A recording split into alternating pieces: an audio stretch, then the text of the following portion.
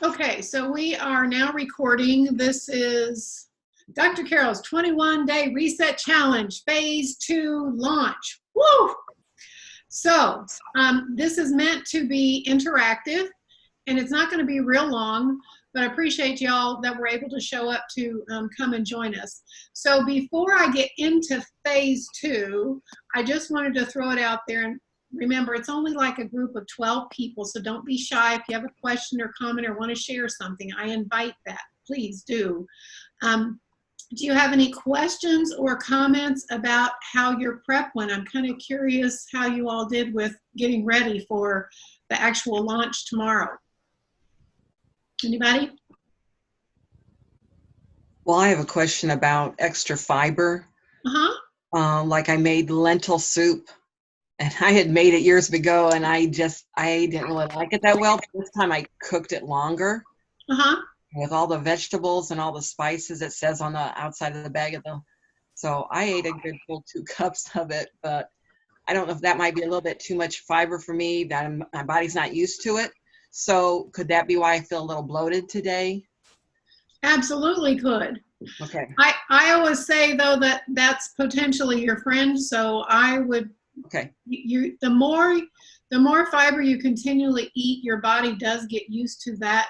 Initially, it is very bloating, but the good news is once your body kind of gets used to it, is the bloating goes significantly down, because most of us women have some midriff bloat going on anyway. So it could very well be that, or it could just be some toxins stirring up and being released as well, which is also a good thing. Okay.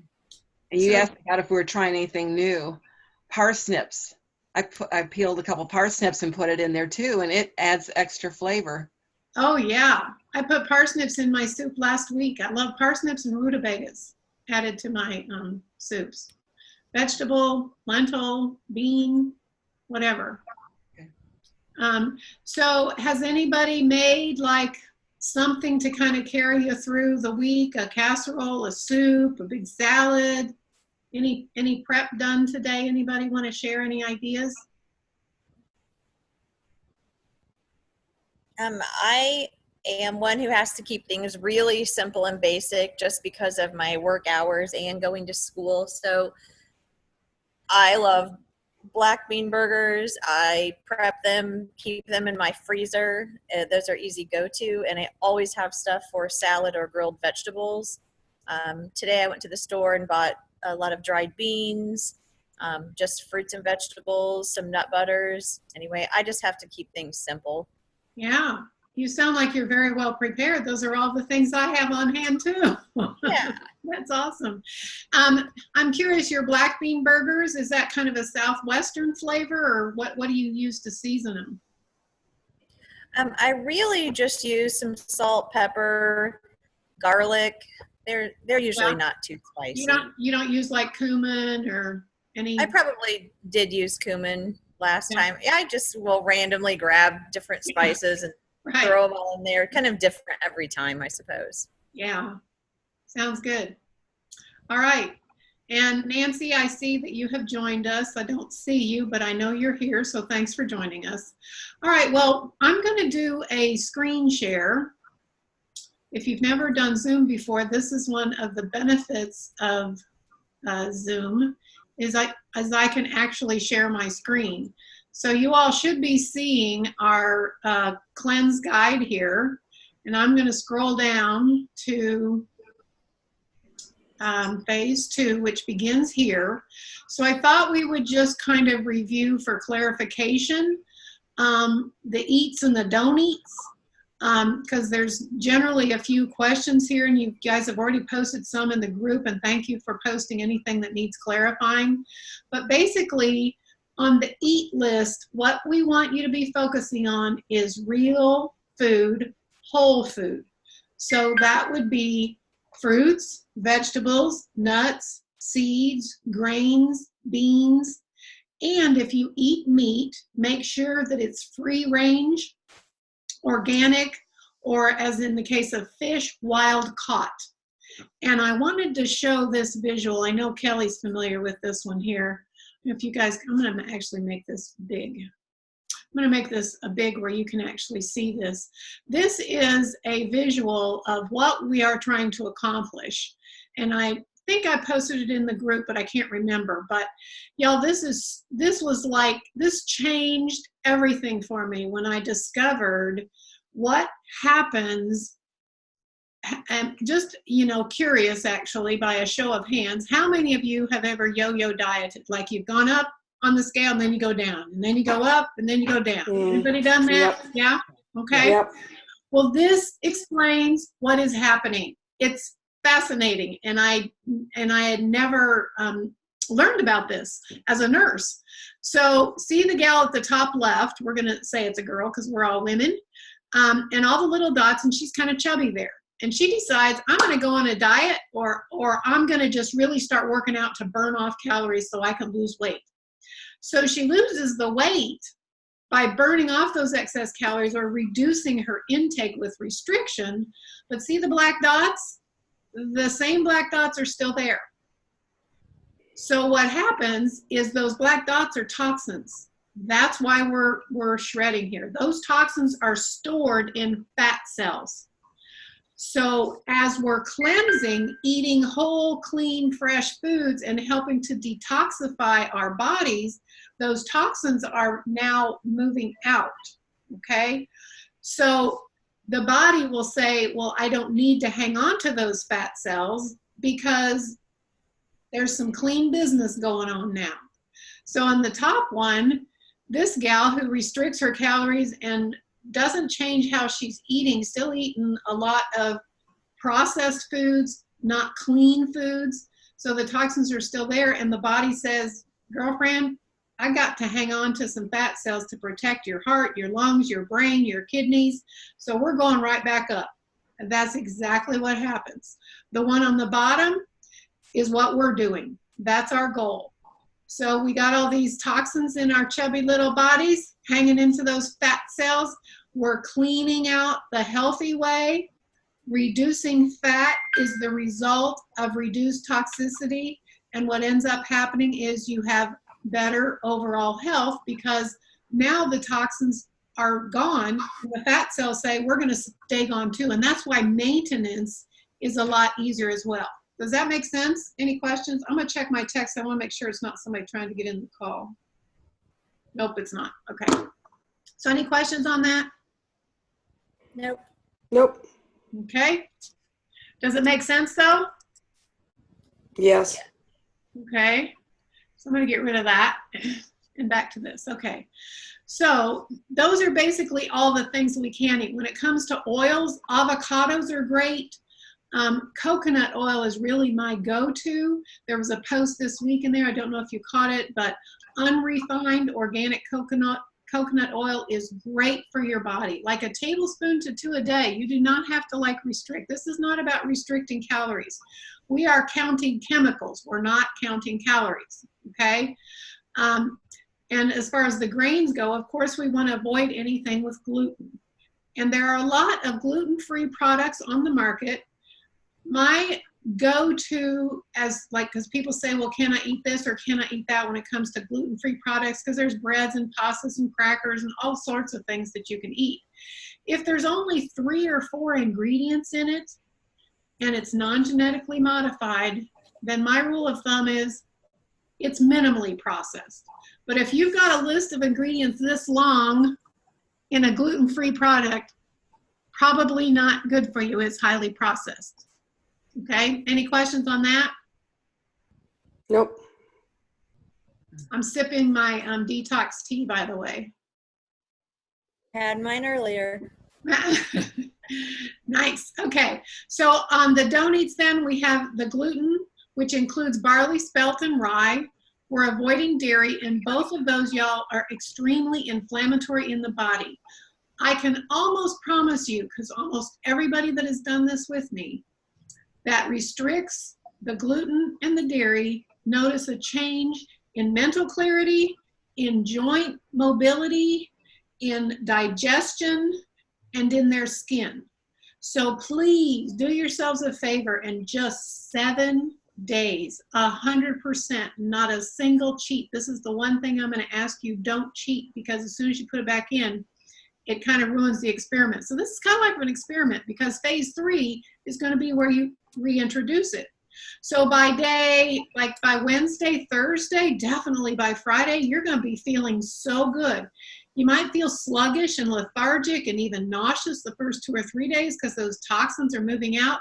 Make sure you're drinking your water, flushing, helping to facilitate flushing. Movement is good to keep the lymphatics moving and getting all of that stuff out of there. So the other thing is on this don't eat is beef, pork, sausage, cold cuts, and eggs.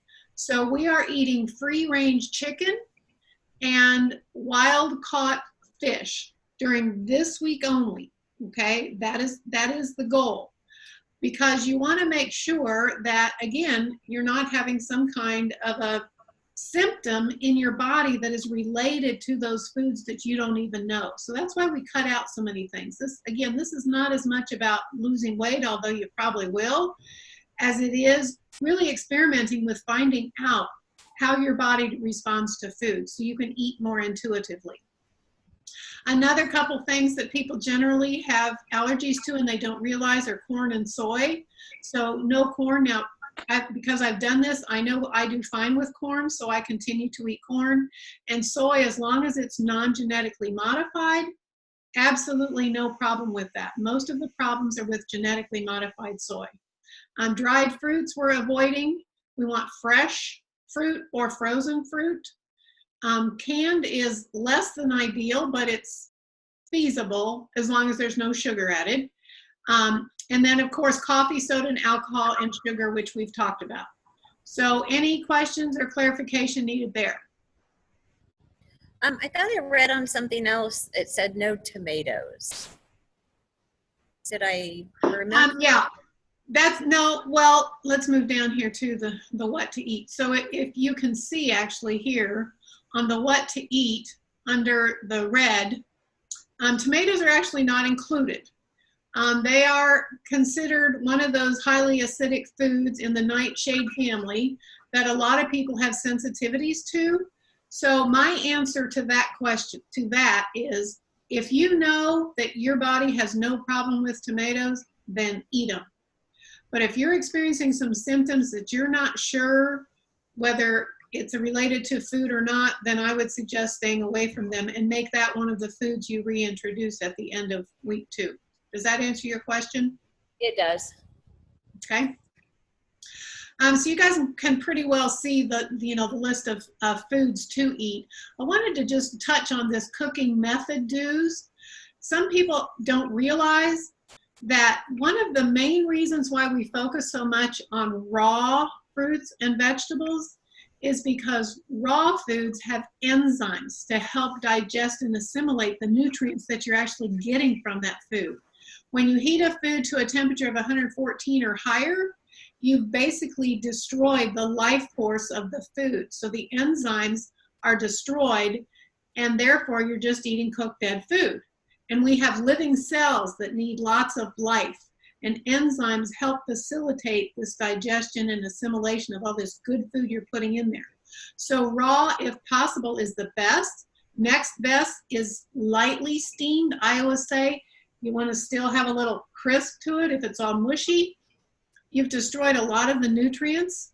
Sauteed is fine, and you can saute, by the way, in coconut oil. That is, in my book, that and peanut oil, but we're not eating peanuts, is the only oil to use that's safe at a high temperature, safe for stir fry. Usually what I do is I use a little bit of vegetable broth to saute my veggies, and then once it's done, then I add the oil for that extra little bit of kick and flavor. And then, of course, baked is fine too when it comes to, like, say, chicken or fish or baked potatoes, that sort of a thing.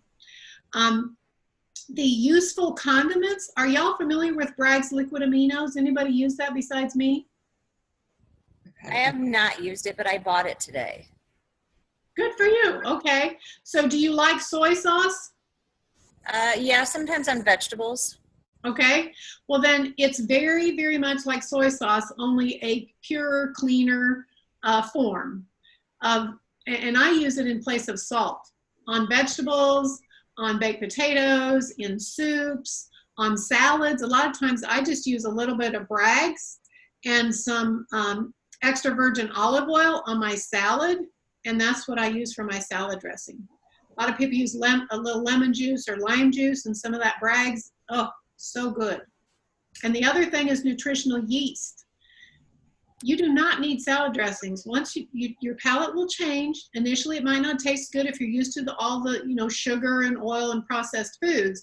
But nutritional yeast, Bragg's liquid aminos, and a little bit of apple cider vinegar or lemon juice or lime juice, if you like lime, which I do, absolutely delicious for a salad dressing. And maybe a little bit of extra virgin olive oil. Great salad dressing. Where do you find nutritional yeast at the grocery store? We have it at Kroger's here, and I think I got it at Kroger's there too. Okay, where at in the store? What's it with? Oh boy, good question. I think it's with the seasonings, actually. Okay. And it's usually made, the ones that I've always found are made by Bragg's, the same guy that makes the liquid aminos. Okay. Makes the nutritional yeast too. And in case you've never tasted nutritional yeast, it's kind of cheesy like. So like what I'll make, if I'm craving macaroni and cheese, so easy to do. I cook up some gluten-free pasta, and then I mix for my cheese sauce. I use a little bit of plant milk, nutritional yeast, and a lot of times I will grind up some soaked cashews in the food processor, add the nutritional yeast and a little bit of plant milk, little bit of a dried mustard and some salt and pepper, and use that as the sauce. And I like to mix it all together and then bake it in the oven too. And it is absolutely delicious. I actually bake it with some gluten-free breadcrumbs on top. Macaroni and cheese is like just one of those comfort foods. Most people just kind of miss it. So play around with some things with this. So, okay. We pretty much covered the what not to eat. I didn't know if you hadn't. Basically, peanut butter is on this list. So if you have almond butter, or what's another nut butter? Walnut butter? Cashew butter? Cashew butter, yeah. All of those are fine. It's just the peanuts, because a lot of people have allergens to peanuts. Please, please, please avoid every form of dairy possible. Your body is going to thank you. I have had clients who seriously have been to every dermatologist and taken every drug possible to get rid of acne on their face. And when they stop dairy, within 3 days, the acne starts to disappear. I've had clients who struggle with constipation, tried so many things, stop the dairy, clean up their system, and they're regular like clockwork. So that's what I'm saying. You just don't know. Everybody's body is so unique and so different. So these guidelines are here to try to cover the gamut of everybody. Okay? The other thing I wanted to touch on here was this over here. Let's see if I can get it to open up a little bit. The flax seed cocktail. Can you guys see that? Yes. It's basically, some places you'll see a teaspoon and some places you'll see a tablespoon. Start with a teaspoon if you're not used to that kind of fiber, and work your way up to a table, like even after the cleanse, forever and on out. I have a smoothie, so I put it in my smoothie as well. But first thing in the morning with a glass of water, followed by another glass of water, bulking up that fiber not only helps you poop, but it's soaking up all the toxins that are being released. So it's very, very important to make sure you got plenty of fiber in your diet to give the toxins a route to shoot out the other end. We'll leave it at that. And you can put your lemon juice, because they recommend lemon juice first thing in the morning too. Oh, it's like you are going to start feeling so light and bright and clear-headed. It's amazing. Now it's going to take again 3 or 4 days, but you will get there. So any questions on that? Flax cocktail, they call it. And I posted a sample menu, and it's listed morning and night on there as well. If you follow that sample menu, you don't have to necessarily eat everything I put on the sample menu. That's just a guide to give you some ideas, but it will be a great place to go for a checklist as well. I'm not going to spend time on these cleanse enhancing activities, but one, and that is breathing. We do not take enough time to deep breathe, at least in the morning and at night. But if not, try to be cognizant of it, and several times a day, take 10 deep breaths in through your nose, hold it to the count of 2 to 4 seconds, depending on how well you can hold your breath, and then slowly release it through your mouth. In through your nose, out through your mouth. And I would invite you to, while you're doing that deep breathing, start visualizing the new and healthy you. See yourself as that person who is taking care of yourself and putting you at the top of your list, moving freely, experiencing more health, guilt monkey off your back because you're not eating the things you shouldn't. Start visualizing all of that. Belly massage is great, especially if you have issues with constipation. I talked about skin brushing on my last video. You can take hot baths with Epsom salt and lavender. That's something else we talked about. The hot teas as well. I wanted to get to this one because this is a pretty important page, and then I'll answer questions and wrap it up. But this is your checklist for every day to make sure that you are doing these things every day. Now, it's not essential that you skin brush, but pretty much everything else on here you can get done without any, extra tools or whatever. But even if you just take a hairbrush and brush on your skin, especially in the winter, there's so much dead skin on our body. So brush your skin, take a hot bath or a shower, and then lather yourself with coconut oil and let it soak in and absorb in and give you the health benefits, as well as you won't be putting any perfumed things on your body. And then again, just a sample schedule for you there. And I think, this leads me to the last thing I was going to mention. If you guys have not read this, I really invite you to consider. This is something I've learned just recently in my health coaching business about honoring the hunger and fullness scale. So let me show you this visual here. Can you guys see that? This is what we call the fullness scale. Most of us, unfortunately, eat until we're about a 9 or a 10. Like, can't believe I ate the whole thing, right? So what I have learned how to retrain myself to do is to start listening to my stomach and that feeling of satiety so that I stop at around a 7.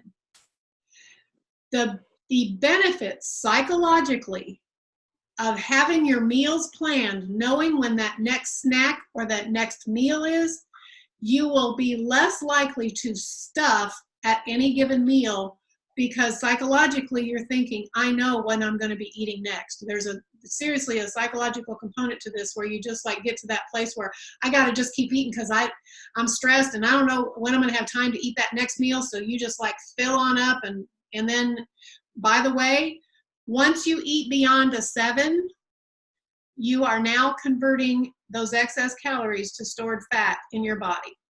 We don't want fat, ladies. So learning how to eat only until about a 7, and it takes a little practice to kind of get to this point.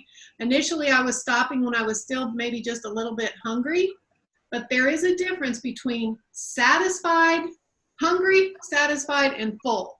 So find that point for yourself, and I have to be conscious of it. I've asked my husband to help me because it's such a habit to just clean your plate and eat everything there and then think, oh my gosh, I did it again. I ate it all and I'm stuffed. I mean, I found myself over and over again, like eating too much. So play around with that a little bit. And that's what that hunger and fullness scale is about. And by the way, the hunger part of this is by the time you're at a 2, that's when it's time to start planning your next meal if you have not. If you wait until a 10, guess what's going to happen? The hangry monster's going to come out, right? So we want to have that next meal plan so that we're actually getting to the place where we eat by the time we hit around a 5. Any questions on that? Does that make sense? Mm. Good stuff, huh? Yep. Okay, I am going to stop the share if I can find where the button is. Why? There it is. Okay. Oh, no, what? I don't want to stop share. I wanted really quickly. I was going to do this and I forgot. Oh, dear. What time is it? Okay, got 1 minute.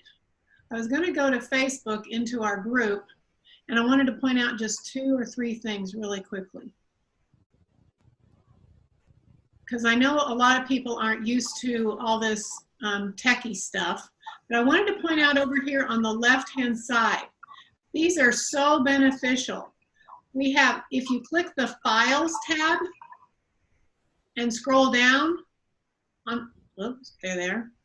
So these are all the files that I've posted, and I'm going to be sharing more. So if there's ever anything that you missed or you wanted to go grab, you can click on this little button right here, and you can download it right onto your device. So the Files tab comes in handy. The other thing is this little search. See that little search box? Let me see. What can I put in? I don't know. I'll put in the word cleanse and see what comes up. So I type cleanse and hit my enter key. Now, any post that has the word cleanse, well, they're all going to be there because cleanse is in the title of the, of the group. Anybody have something they want to look up? Give me a word to look for. I don't know. Fiber. I don't know if we've had anything on fiber. Well, see, right there it is, highlighted. So that was my post from this morning on my smoothie and how much fiber I'm getting on it. So whatever it is you're curious about, sugar, dairy, recipes. The other thing is, and this is the last one I will point out, is where is it? Where's the topics? Here. Popular topics in posts. So these are things I've tried to list things according to topics. So if you're like, oh, I'm looking for a good recipe, you can click on the recipes tab, and then any post that has a recipe of any sort in it is going to show up right there. Did you guys know about that? I hadn't noticed that before. Yeah. So I'll be posting, more things. And remember, we're talking about the testimonies being encouraging too. I created a testimonies tab. So there's like 3 or 4 stories in here of people who have shred. I just find those very, very encouraging. So, all right. So I'm going to stop sharing now and ask if there are any questions. Anybody? I don't think I have any questions. Are y'all ready for tomorrow morning? Got your kind of, and what I will say that what a lot of people end up doing, and it's perfectly okay if that works for you, having the same thing for breakfast and the same thing for lunch and the same thing. Sometimes it's just easier. As long as it's clean, it tastes good to you, it's filling and satisfying, then do it. Now's not a time to be, maybe experimenting with a lot of different recipes and things. Just find 2 or 3 things and kind of stick to that. Does that make sense? Mm. Okay. All right, Deb, Nancy, any questions?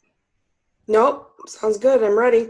Okay. I think Donna had to leave us. So thank you all so much. If any questions pop up, use that Facebook group to post a little question in there, because chances are if you've got a question, somebody else does too. So you guys are worth it. You're deserving. You can do this. You don't have to do it perfectly. In fact, you probably won't, but give it 100% commitment, and let's come back next Sunday and talk about how great we're feeling, and we'll talk about reintroduction for phase 3. Okay?